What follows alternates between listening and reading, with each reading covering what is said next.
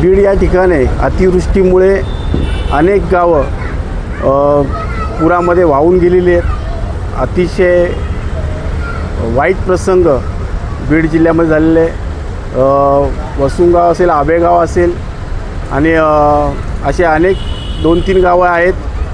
गंगामसला गाव आहे, सुरुम गाव आहे। त्या ठिकाणाहून आम्हाला अनेक कार्यकर्त्यांनी, कल्याण पूर्वेच्या कार्यकर्त्यांनी आम्हाला त्याची सूचना दिली की तिथे शासनाची सुद्धा आत्तापर्यंत मदत पोचली नाही।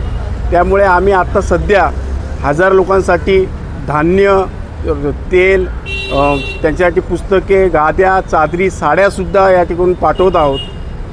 परत ह्याच्यानंतर त्या ठिकाणी कसल्या प्रकारची कमतरता भासल्यास आम्ही परत टेम्पो पाठवणार आहोत। या ठिकाणी इमिजिएटली मातोश्री गुंजाई फाउंडेशनच्या माध्यमातून, खासदार श्रीकांतजी शिंदेसाहेबांच्या फाउंडेशनच्या माध्यमातून या ठिकाणाहून आम्ही पूरग्रस्तांना त्या ठिकाणी या मदत नव्हे तर एक कर्तव्य म्हणून माणुसकी जपण्यासाठी, एक माणुसकीचा संदेश पोहोचण्यासाठी कल्याण पूर्वेच्या वतीने या ठिकाणाहून आपण त्या ठिकाणी लोकांच्या लागणाऱ्या गरजा, वस्तू ज्या आम्हाला तिकडनं मागणी केली ते आम्ही पाठवतो आहे। त्यामुळे मी या आपल्या माध्यमातून एवढंच सांगेल की आपण जे कोण समाजकारण असेल, दानशूर असतील, त्यांनी त्या ठिकाणी जातीने लक्ष देऊन त्या ठिकाणी मदत पोचवावी।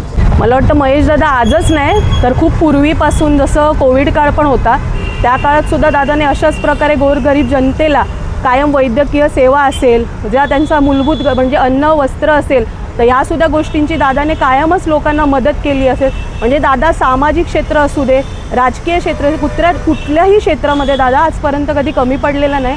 आणि मला वाटतं आजसुद्धा दादाने तोच संदेश दिला आहे की आज जे पूरग्रस्तांना दादानी जी सेवा आज तो दादा करतो आहे लोकांसाठी, ती कायम फक्त त्याच्या प्रभागात किंवा विभागात नसून ती आज त्यांनी बीड जिल्ह्यापर्यंत पोहोचवण्याचा दादानी जो मूलभूत प्रयत्न केलेला आहे त्याचं खूप कौतुक करावंसं वाटतं। आणि एक कार्यकर्ता म्हणून दादाची मला खूप त्याचा अभिमान वाटतो आणि हे मनापासून मला सांगायचं आहे।